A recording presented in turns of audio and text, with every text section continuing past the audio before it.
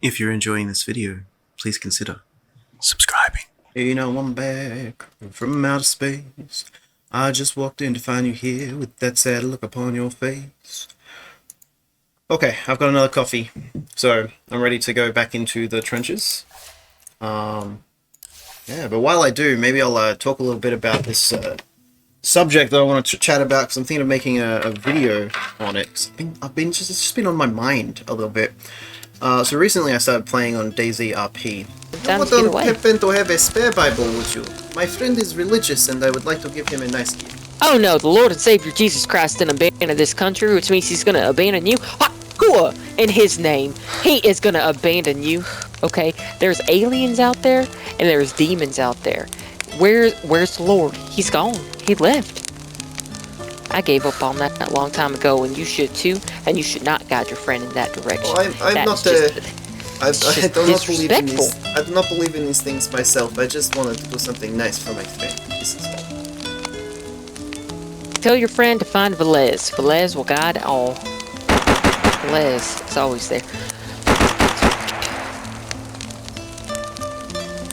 Nope. What exactly is Velez? Velez, he's God. I'll tell you right now, I wouldn't say that around some of the obelisk people. The obelisk people are freaks. Yes, they may have given me some food. Whoa. Shelter, not all of them are freaks, alright? No, not all of them are freaks. Some. Sounds to me like you've done befriended some of them, so you want to separate them from the rest of the freaks. I was a member of Obelisk until recently.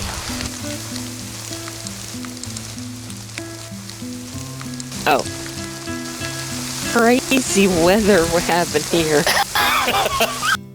Which has been awesome fun. It's been great. I'm really enjoying it. Everyone there is so nice. It's really good. The character that I made for it, though, I set up what's called PermaDeath condition. Yeah, what a PermaDeath essentially means is that once the condition is met, so the thing happens that can cause your character to die, you kill your character off. Very strange. Oh. Careful, I don't know if you'll get stuck in there. Get out? Ooh. Can you get out? Oh no, I'm a prisoner. No. Damn it, come on. Well, it's been nice knowing you. I'm joking. Of course, I can let you up. No, God. I decided I wanted to make a video about the concept of permadeath in role-playing games, because I had a character permadie recently. Didn't expect him to die so soon, and I wanted to talk about it because the people who killed him didn't know what permadeath was. Make a video about it, I thought could be fun. I made his permadeath condition being executed. I was like, that's not going to happen anytime soon, so that'll be fun, and if it ever does happen, it'll be a whole thing. Like 1.5 weeks into playing the character, I think, I get caught up by these guys who take me out of the town under this false pretense. Oh, please help with it. Come. Hello there. Hands up, boy. Don't talk on the radio. Hands up. Don't talk on. Hands up. Alright, there we go. That works. There we go. Put your hand. Tie him up. Tie him up. I got it aimed at his head. Tie him up. I'll blow his brains out if he tries anything. No, I won't try anything. We're not robbing you. Get up and walk into the barn quickly. Alright. Okay, get into this corner right here. Boss, you are the bosses. Alright, now look at me. Okay, don't struggle, don't do nothing bad, we're not robbing you. There's a bad situation going on. How can I put this? My life is on the line. I have to kill someone that is wearing a light blue armband and bring proof of the skull of that body. See. So basically, it's not gonna end well for you today. Oh. You understand me? I don't have a light blue armband. Don't you worry about that. We're gonna take care of that for you.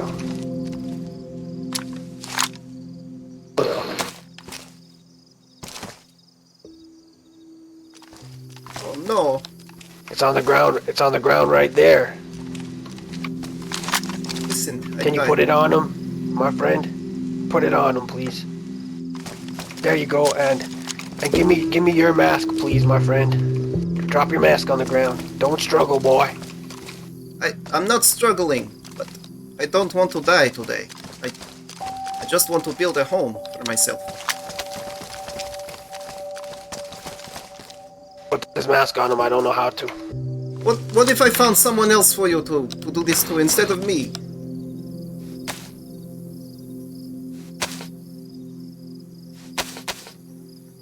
Well, then how do we know that's not going to be a setup? Because I don't want to die. Kill me and take my skull, I'm dead. That's it. Motikovsky. Listen here. Don't speak. Don't do nothing. Get on the floor. Alright. Crouch. Okay.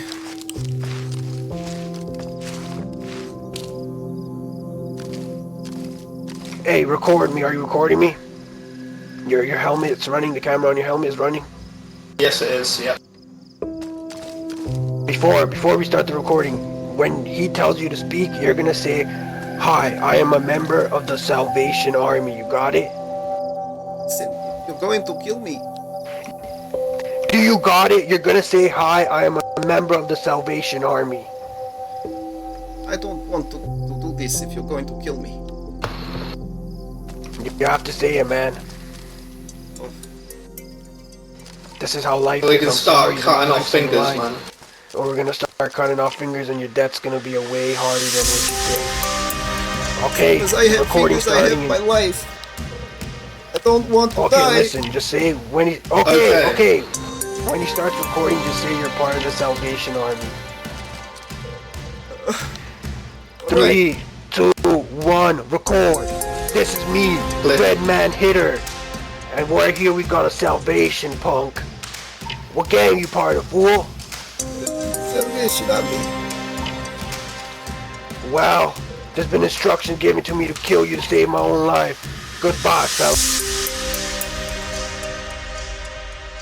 Turns out they were looking for someone to execute for a thing, which wasn't like technically allowed within the server's rules, but because they picked me specifically, I just rolled with it, and I let them do it. I was like, okay, so now my character's permanently dead, and I had to make a new one. So I wanted to talk about why I play with permadeath conditions when I play role-playing games, and what they actually are for people who don't know what permadeath is, or PK, which means perma-killed, or perma-killing. When you're playing in role-playing settings like live-action roleplay, D&D, and online settings like Grand Theft Auto Online and Red Dead Online, and in my case DayZ Online, permadeath means that when the character dies, they die. And a condition for permadeath means that the game might have a mechanic for your character, air quotes, dying, but they're not actually dying, right? So, for example, in this DayZRP server, you don't actually die. You get knocked out or critically wounded, and it's hand-waved that you have somehow been nursed back to safety and health. The permadeath element, or having a condition for that, means that there's a more weight behind the character. Everything you do feels more impactful, and you take more time to think about the things you're doing as well. The first character I ever meaningfully permadeaths, like I've killed off characters before in D&D. D&D is a setting where I don't mind. Nothing's like super permanent for the most part in D&D, because there is like sneaky, cheeky like story elements that you can have to hand wave a character back into a story. But characters have died and they've never to be seen again, and that's weighty. That's weighty. It means if the character dies, you are gonna feel for them. You're gonna play off of those characters. In a different way to if they were just to die and come back, or if they get down to 0 then they get healed, they come back. The first character I ever meaningfully perma-killed was in Red Dead RP.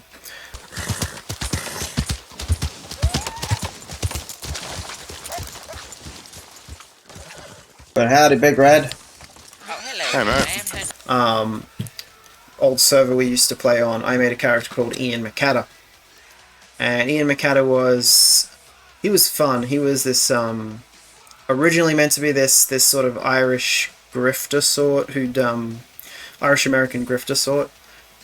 And very quickly he turned into this kingpin character with, well, not actually a kingpin, but like this gang leader alongside his buddy Roscoe, who basically ran this whole criminal organization out of Roscoe's shop in the town of Valentine in Red Dead RP. He was spying on us, Mr. Roscoe. Oh, yeah, who? I reckon that's probably a Rhodes boy, but I'm not sure. Alright. But when we first started out and we first developed our gang, we had two characters called Todd Whitman and Yuri Petrov, played by Dopey Dill, who's really cool, and Game Train, who's also really cool. Something going. Why don't here. I have another go with you then? Yeah, alright. Yeah, let me know when we'll come down here. Alright. Okay. This could be embarrassing for me, but we'll see. Okay, you ready? I'm ready. Oh, of course!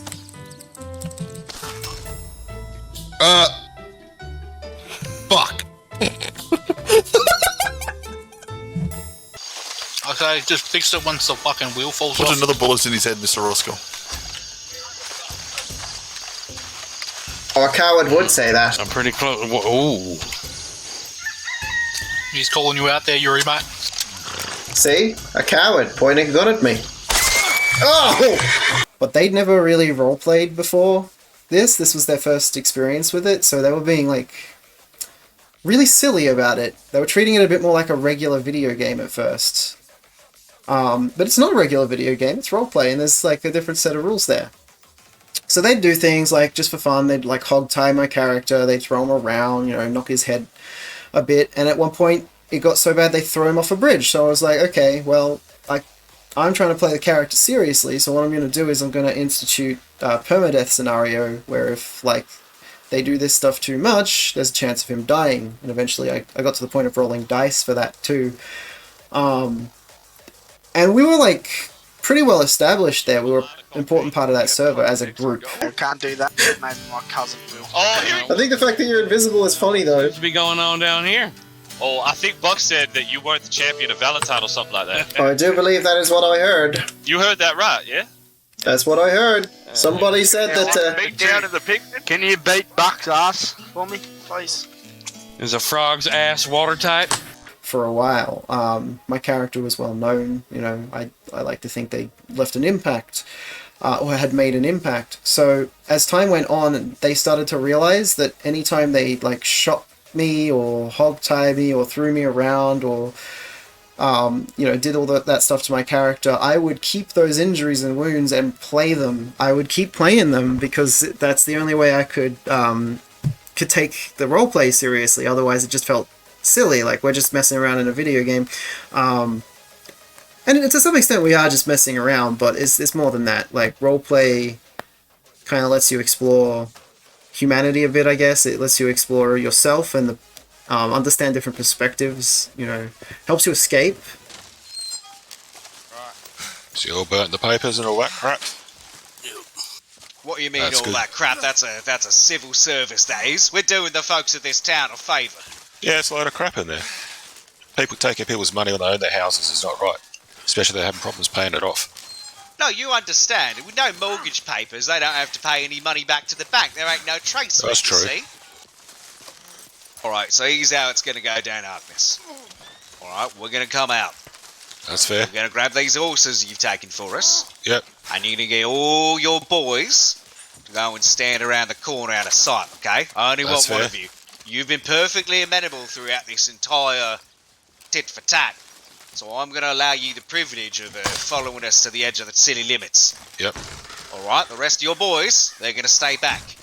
When we're nice and clear, we're going to tell you exactly where we're keeping that tailor, and then we're going to ride off. You give us 2 minutes, You're gonna sort out these hostages and whatever the hell else you lawmen do. Then you can go get to Tala. That's fair. And then we're gonna ride off into the sunset. You're gonna go your own ways, and this will be a That is fair. perfectly civil transaction, as you lawmen seem to think it is. Alright, no one needs to get hurt, no one needs to die, no one needs to get injured, unless you decide to make it that way. And do I make myself perfectly clear, Yes, sir? it does. But it also helps you understand where you are a little bit. So, yeah, I take it a little bit more seriously. And I think over time, Todd Woodman and Yuri Petrov, they became more serious too. And then probably not just because of my character. I think it was a mix of things, but my character probably helped with that a lot. So Yuri did a surgery on this guy and on my character, and it damn near killed him. He, tried to insert a bullet in there.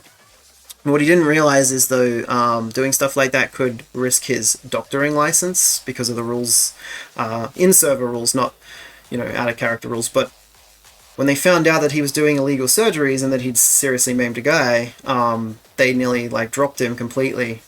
And then Dopey, the player, realized there was impact to the things he was doing at that point.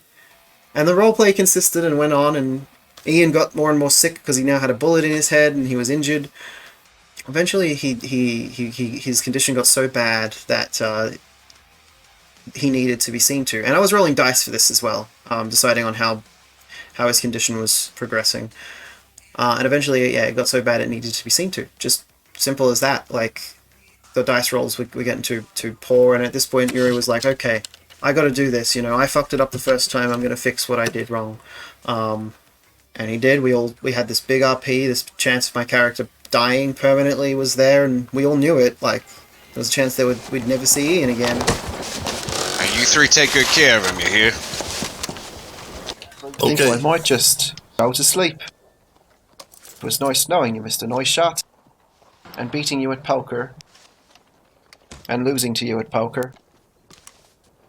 He's going to be fine. You might want to give Mr. Ian some alcohol.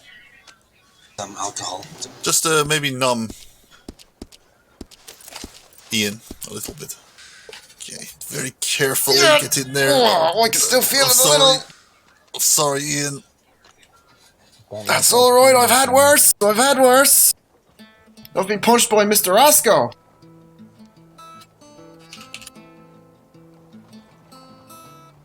Oh, this is a good song.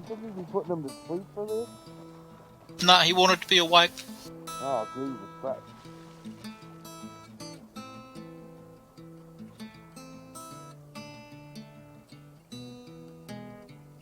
I sorted around the previous Sora mark, sort of making each square.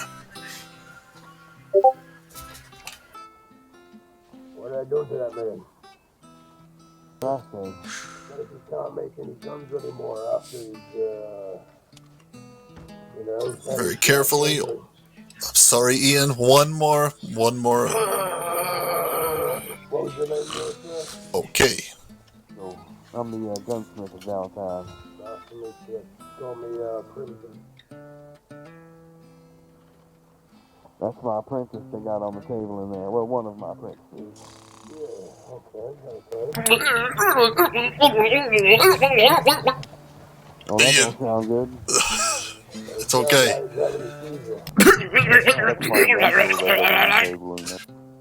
Oh, damn. I think you better look after someone else there. Okay, the skull. I've removed the piece of the skull. I will now use the crocodile forceps to remove the bullet.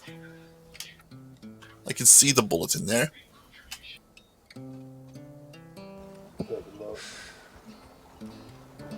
Pretty gross. Okay, the bullet is out, ladies and gentlemen. Can he still talk? How are you feeling, Ian? Ian, respond to us.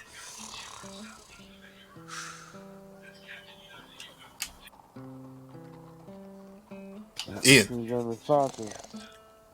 It might just be the pain.